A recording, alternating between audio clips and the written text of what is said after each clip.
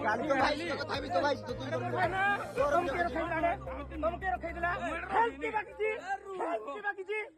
Help के बाकी जी के पैसा बाकी जी तुम के दायित्व मागिला दायित्व ना भाई के कहिला गाड़ी रे बस बाबू कोले बसी काली काना मु कथा काना काना कथा मु कथा सुन रो रो काना मु कथा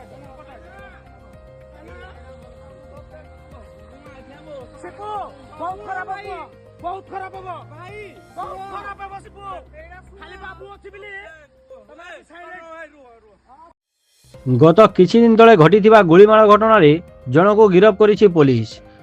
सूचना अनुसार अनुगुल जिला निशा शिल्पांचल थाना अंतर्गत सान केरेजंग गाँव में मंगलवार से गाँवर 4 जन युवक जड़े महिला को असदाचरण करते। महिला जनक यार विरोध करने सहित तांकर 2 जन पुओ मध्य घटनास्थल में पहुंची विरोध करते। यापर अभियुक्त माने सेठारु पलाई जाइथिले।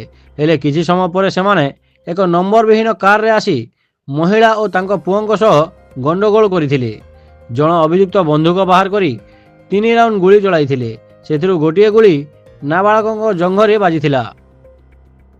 ए नै नाबालकଙ୍କ बापा थाना रे लिखित अभियोग करथिले। अभियोग पर घटनास्थल में पड़िथिबा खोका को पुलिस जबत करिया सह फेरार अभियुक्त मानक धरिया पई विभिन्न स्थान रे चढ़ाऊ करथिले।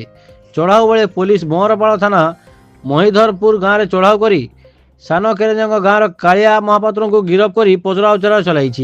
तेबे घटना संपुक्त थिबा अन्य 3 जन युवकों को धरिया पई पुलिस चढ़ाऊ जारी रखिछि।